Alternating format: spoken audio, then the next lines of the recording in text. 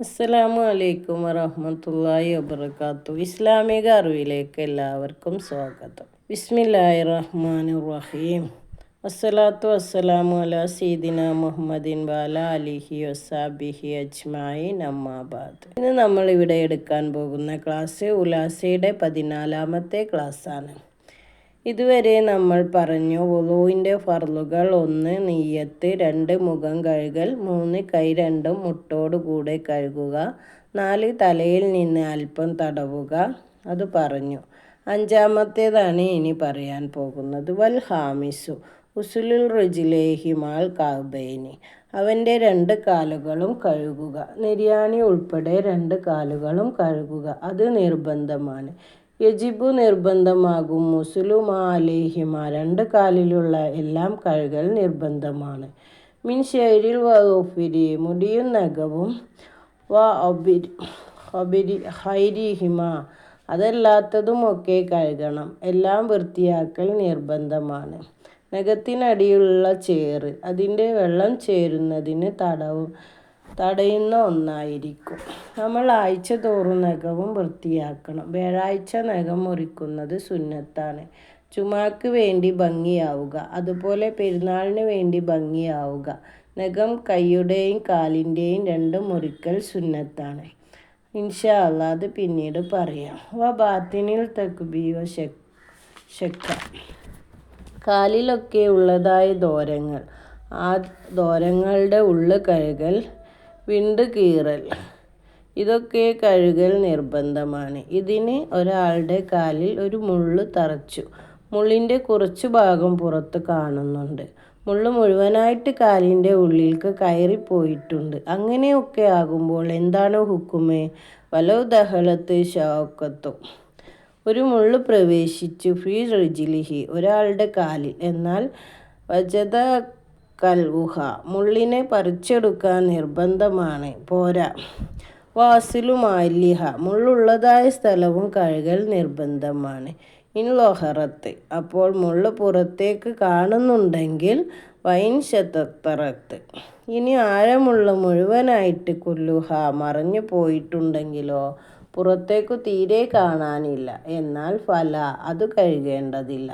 ചിലപ്പോൾ മുള്ള് ഉള്ളിലുണ്ടായാൽ പ്രയാസമായിരിക്കും. അപ്പോൾ എങ്ങനെയെങ്കിലും പുറത്തേക്ക് എടുക്കേണ്ടി വരും. വയജിബു നിർബന്ധമാക്കും. ഒസിലു ബാത്തിനു നെഹുത്തി, കാലിലൊക്കെയുള്ള പൊക്കിളകൾ, തീ പൊള്ളിയതൊക്കെയുള്ളതായ പൊക്കിള, പൊന്തി നിൽക്കുന്നത്, അതിൻ്റെ ഉള്ളു കഴുകൽ നിർബന്ധമാകും. എങ്ങനത്തെ പൊക്കിളയാണ്? തശക്കക്ക, പൊക്കിളായി പൊന്തി നിൽക്കുന്നത്. മാലം യർത്തത്തിക്കോ, അത് കൂടിച്ചേരാത്ത കാലത്തോളം, തൊലിയുമായി കൂടിച്ചേരാത്ത കാലത്തോളം അതിൻ്റെ ഉള്ളിൽ കഴുകൽ നിർബന്ധമാണ്.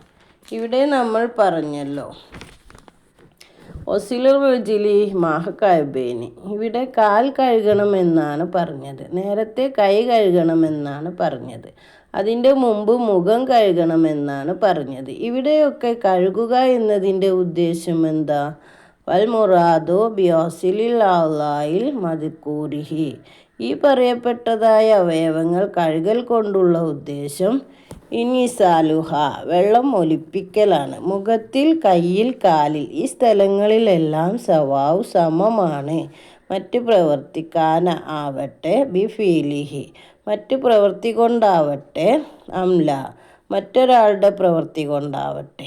ഏതൊക്കെ? കാസിലിൽ ഐരിഹി, മറ്റൊരാൾ, ബില ഇതിനിഹി, അവൻ്റെ സമ്മതമില്ലാതെ, ഔ ശഖുഫീതിഹി ഫിൽ ബഹരി, അല്ലെങ്കിൽ പുഴയിലെങ്ങാനും വീണ്, ലാക്കിനി യസ്തറുഹു ഫിസാനി, ഒന്നാമത്തേത് ഓൻ്റെ പ്രവൃത്തി കൊണ്ടാണ് വുളു ഉണ്ടാക്കുന്നത്. രണ്ടാമത്തേതിൽ ഓൻ്റെ ഫീലില്ലാതെ ഷർത്താക്കപ്പെടും.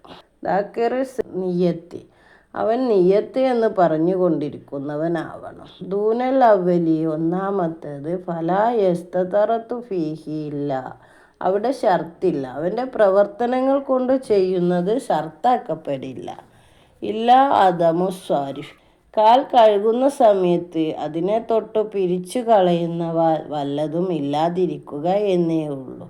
നിയ്യത്തിൽ കത്തായി, ഞാൻ വുളൂ ചെയ്യുന്നില്ല, വേണ്ട എന്ന് വെച്ച് മുറിക്കുകയാണ്. മുഖവും കൈയും വൃത്തിയാക്കാൻ വേണ്ടിയിട്ടാണ് കഴുകുന്നത് എന്ന് കരുതിയിട്ടാണ്. എന്നാൽ കുഴപ്പമില്ല. ഏതായാലും നമ്മൾ 5ാമത്തെ ഷർത്ത് പറഞ്ഞത് കാൽ രണ്ടും നെരിയാണി ഉൾപ്പെടെ കഴുകുക. അതിൻ്റെ മുകളിൽ എന്തെല്ലാം ഉണ്ടോ നാം കഴുകണം. വസാദിസു 6ാമത്തേത് നോക്കാം. അത്തർത്തീബു കമാ ദുഃഖിറ. 6ാമത്തേതും ഫർളാണ്. പറയപ്പെട്ടതുപോലെ തർത്തീബ് ക്രമപ്രകാരം ചെയ്യുക. ഫലവിൽ ഉസ്ലി ബിനിയത്തിൽ വുളൂഇ ഫലാ യസിഹു വുളൂഇ ഇല്ലാ ബിൽ തർത്തീബ്. വുളൂഇൻ്റെ നിയ്യത്തോടു കൂടി കഴുകി, പക്ഷേ ഫലാ യസിഹു അവൻ്റെ വുളൂ ശരിയാകുന്നില്ല. വുളൂഇൻ്റെ നിയ്യത്ത് വെച്ച് ആദ്യം കാല് കഴുകി, പിന്നെ തല തടവി, പിന്നെ മുഖം കഴുകി, പിന്നെ കൈ കഴുകി. ഇങ്ങനെയാണെങ്കിൽ അവൻ്റെ വുളൂ ശരിയാവുകയില്ല. തർത്തീബോടു കൂടിയല്ലാതെ. വലവസിലിൽ അസാവുൽ അർബാൽ മാലം. അവൻ്റെ 4 അവയവങ്ങളുണ്ടല്ലോ, അത് ഏതൊക്കെയാണ്? മുഖം, തല, കാൽ. ഇവകളെയെല്ലാം കൂടി അങ്ങോട്ട് കഴുകി ഒന്നിച്ച്. ലം യൂസബു ഇല്ലാ ബിൽവജി.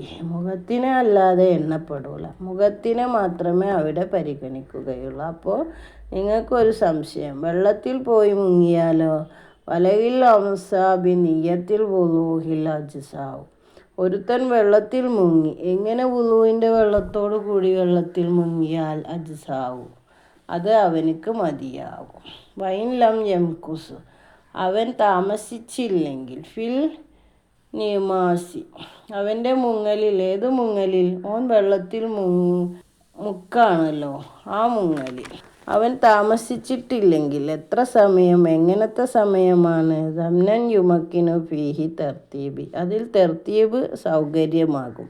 ആദ്യം മുഖം കഴുകി, പിന്നെ കൈ കഴുകി, പിന്നെ തല തടവി, പിന്നെ കാൽ കഴുകി. ഇതിനുള്ളൊരു സമയമുണ്ടല്ലോ. തർത്തീബിനിക്ക് സമയമില്ല. ഇത്രയും കുറഞ്ഞ സമയം മാത്രമേ വെള്ളത്തിൽ മുങ്ങിയിട്ടുള്ളൂ എങ്കിൽ ഓൻ്റെ വുളൂ സ്വഹീഹാകും. വുളൂവിൻ്റെ നിയ്യത്തോടു കൂടി വെള്ളത്തിൽ മുങ്ങിയാൽ മതി. ഇനി വേറെ ഒന്ന്. വലവ് അഹ്ദസ. ഒരുത്തൻ അശുദ്ധിക്കാരനായി. അജ്നബ. പിന്നെ ജനാപത്തുകാരനായി. ആദ്യം ചെറിയ അശുദ്ധിക്കാരനായി, പിന്നെ വലിയ അശുദ്ധിക്കാരനായി. അജ്സാവുൽ ഉസ്ലു അൻഹുമ. രണ്ടിനെ തൊട്ടും അവന് കുളി മതി. എങ്ങനെ? ബിനിയത്തിഹി. കുളിയുടെ നിയ്യത്തോടു കൂടി. പിന്നെ മിൻ ഐരി തർത്തീബി. തർത്തീബൊന്നും വേണ്ട. കാരണം എന്താ? ലി